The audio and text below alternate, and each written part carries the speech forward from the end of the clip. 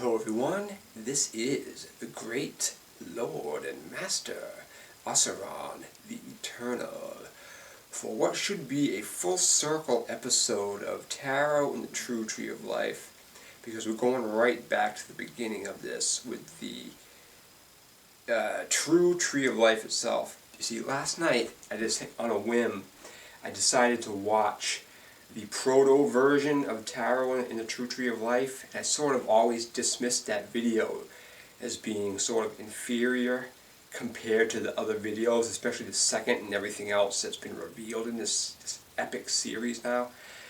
But last night I just figured I'd go back and watch that and just see how it looks, truthfully, just to contemplate either remaking it or deleting it, but it's actually a great video. The first few minutes of it when it's going through the construction of the tarot card trumps is sort of, compared to what would come later on is a bit tedious, but the math of the actual Sephiroth themselves more than validate this as being the true Tree of Life. See, I used to always sort of just focus on the middle pillar, because as I've said 1,000 times, the middle pillar of 5, 8, and 9, when you add those up, it becomes 22, which is the 22 pathways on this tree. But if you multiply them, this is the biggest one. If you multiply those numbers, it comes to 360. Okay, and that is huge. I mean, come on, that's a sphere. That's a circle. That's everything's based on that. 360 is one of the biggest numbers that there is. I mean, a circle has 360 degrees and on and on.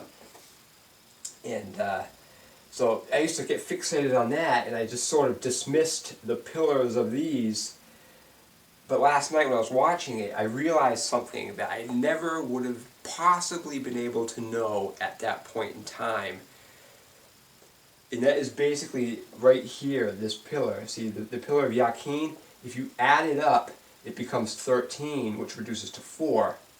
But if you multiply it, it becomes 56, then which reduces to 11, then 2. But with the 56, the 5, and the 6, this is telling you that this is showing you the heart of both constructs in the math of the Sephiroth.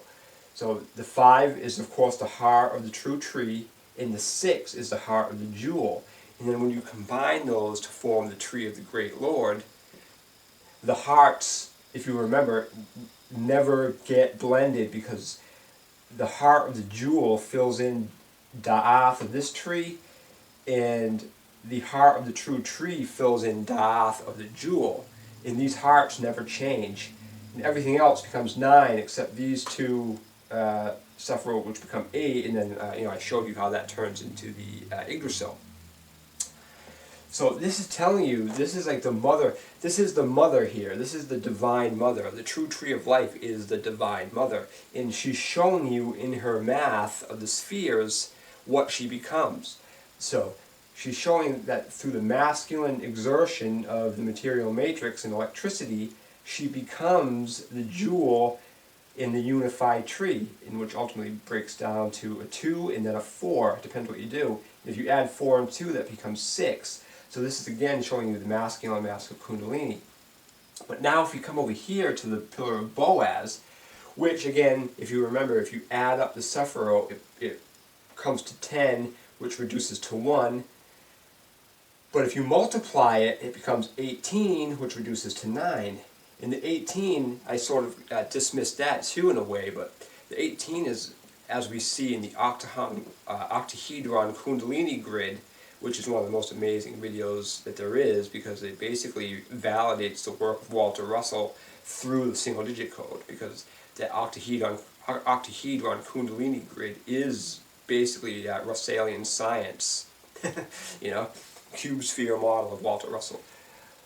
So, but the 18, on those interlocking modules that form the cube grid, the 8 represents the phallus and the 1 represents the yoni, and that's how the blocks connect to infinity, is through those sexed pairs. as well as they stack on top too. But so that's what this side's showing you, the 18, and then so this is showing you its power, through the powerful numbers of 1 and then 18, the primal aspects of Kundalini and the material matrix. This is showing you the heart of both constructs. But 13, but again, if you add it though, 13 is the death card, and that reduces to 4, which is the material matrix. So that's huge too. There's a lot going on here. And of course, the middle pillar is still amazing. Because truthfully, the middle pillar alone, if the only point I ever discovered in this series was just the middle pillar, if I didn't even look at anything else and all I had to go by was the middle pillar, that alone is enough to destroy the Kabbalistic fraud that is the tree of death and stagnation. Because what the Kabbalistic tree of death and stagnation is literally crucifying Jesus on the cross. Because if you remember, just recap real quickly, the jewel here is Malkuth. In its exploded view, it uses the numbers 1 through 9, and that fuses back onto the true tree, and it forms the tree of the Great Lord. And that is inverted when it does it. So basically what the Kabbalistic tree is putting Jesus, it's pretending that the material matrix is the Divine Mother. It's taking the material world, putting it in the role of the Divine Mother, which is the creative aspect of all. So this is the tree of the tree of death and stagnation is literally a symbol, an occult symbol, a Kabbalistic symbol, a satanic symbol for atheism or Satanism is what it is, because it has Jesus being crucified in the wrong way. It's basically denouncing the divinity of the eternal aspect of being, which is a feminine aspect through Kundalini. And that's what that just profane sigil is, that Kabbalistic tree. But so this is going full circle with that, and this is showing how the spheres show all of its incarnations that will come out of it. This is sort of the seed. This is the Empress. This is all the parts of what it will become are hidden in the mathematics of the spheres themselves. Because if you recall from part 2, the pathways, the tarot keys equate to 369. The tarot keys form 3 for this side, 6 for this side, and then 36, which becomes 9 in the middle, which alone is amazing.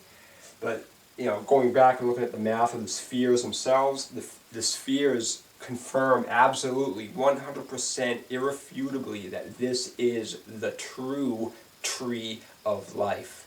And quite honestly, I dare any Kabbalist to call me on it, because nobody will be able to call me on it. They won't. That's why I go into rooms and groups and promote my work like I do, because eventually it will take off. This is a huge battle right now, because you're fighting a lot of belief. A lot of people bought into Kabbalism thinking that it's holy. But I just want to clarify something too. Just because the foundation of Kabbalism and their tree of life is a fraud, it doesn't mean that every aspect that was used in Kabbalism is fraudulent. You know what I mean? Because remember, the Kabbalists, what they do is they take real truth, they take real occult truth and pervert it and make it profane. They've done that to Christianity. They did that with what was Islam before it was Islam, because Islam was never what it was. Before Islam, there was beliefs that were basically rooted in the female aspect. Our world at one point, ancient Egypt, was in accord with nature, and it put the feminine before the masculine. And before this video gets too long on this point, this is sort of a segue into another part that I was going to do. This is of course the Osiron Tarot Spiral, showing the cards in their cube matrix form. You got 0 in the middle, you got the axis cards of the cube here in the womb, and then when it's born again, and this is the faces of the cube, and this outer row in blue is the outer aspect of the cube. This is what the Osiron Tarot Spiral is. But if you apply the court cards, see, the court cards are a big part of the zodiac too, as I've explained. But the queens take all the cardinals, the kings take all the mutable, and the princes take all of the cherubic signs, and the princesses take the whole season. You know, each season belongs to the princesses of the suit, and the suit is determined by the cherubic sign. So in the case of air here, this would be the Princess of Swords rules winter, the Princess of Earth or Pentacles rules spring, the Princess of Fire, Wands, rules summer, and the Princess of Cups rules fall here. And that's how that goes. And the aces also do that too. And as we saw, the pits take the deacons, you know, because each of these is broken up into 10. Each of these is broken up into, 9 sections. You know, or 3 sections, not 9, 3 sections, 3, 3, 3, but, you know, those are the deacons. And they're 10 degrees each. That's why they're called deacons. But here's how because if you recall from the Message in Blood, the third part of the Osiron Tarot Spiral, each planet here, see this 3-6 axis is a planetary axis? Well, each planet has its masculine and feminine aspects. Again, watch the Message in Blood for a more in-depth explanation of that, because there's more to that. But just to keep it simple, they're masculine and feminine aspects. So, you know, Saturn has its, every planet has its masculine and feminine. But, so now what I have going on, it's showing the Queen, King, and the Prince associated with each planet polarity. So in the case of the bottom here, the Queen is with the feminine aspect of Saturn. Over here, this is cherubic. Anytime you see a P, it's cherubic, so both sides are cherubic. It doesn't matter. You really don't need to acknowledge it. But now here, Jupiter's masculine aspect is in Sagittarius, and that's a king to go with that, so it's the same sex here, male and male. Over here, Jupiter's feminine is in Pisces, now it's opposite. You have feminine and masculine with the king court card. Mars, one aspect is cherubic, the other aspect is masculine and feminine. Venus, one aspect is cherubic, the other side is split, masculine and feminine. Mercury is, one side is the same sex, masculine and masculine, and the other is split, feminine and masculine. The moon is all feminine, the queen belongs to the moon, and the sun is cherubic. So what that does with the axis lines here, on this horizontal axis here, the equinox, the axis of the equinoxes, they are polarized. So the feminine aspect of the planet goes with a masculine aspect of the element with the king. And the same thing with this. This will be a queen, but it's Mars.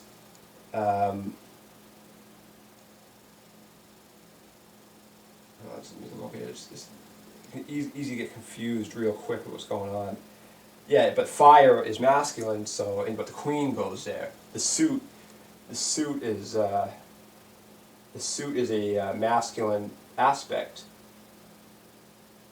because it's fire, and it goes with the queen of the suit, so that's split. But on the solstice axis, all the polarities are the same sex.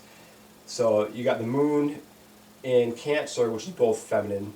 Down here you got masculine Jupiter in fire suit, which is masculine. Over here you got the queen, which is feminine, with Earth, which is feminine, so that's feminine. Up here you have air, masculine, with the king, masculine, which is masculine. So on this line, they're all the same sex. And on this line, they're polarized with the opposite, and the cherubics, of course, never change. So I just wanted to acknowledge that with the court cards. And again, it shows the way of nature. The queen is first, the king is second, and their child is third. Or, how do you say that in a different way? 0, 1, and 2. That's how you say that. Yeah. 0 is 0, but then 1 is feminine, 2, and the child is that. Yeah.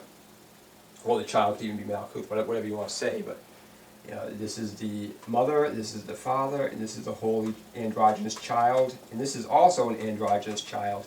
So really, Malkuth and Sephiroth are really one and the same, basically. It's sort of like Krishna. Krishna is you. It's sort of like Jesus. Jesus is you. When you awaken to the divine holy power that is Kundalini, you realize that you are Jesus, you are Krishna, you are the divinity expressing itself through a human form. You are God experiencing itself as a unique individual. You know what I mean? That's the way it is. There is no separation between you and divinity. The only thing that can happen is you can cut yourself off from that. And that is everything, that is the entirety of what Abrahamism is in this world. And this goes back thousands of years. Who knows how long it really goes back.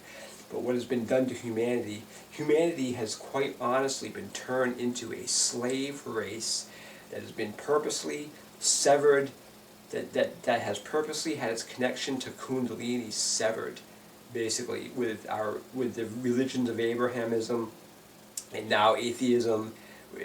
Abrahamism, the ultimate goal of Abrahamism was to create atheists, people who are cut off from the truth of the divine source, the Logos.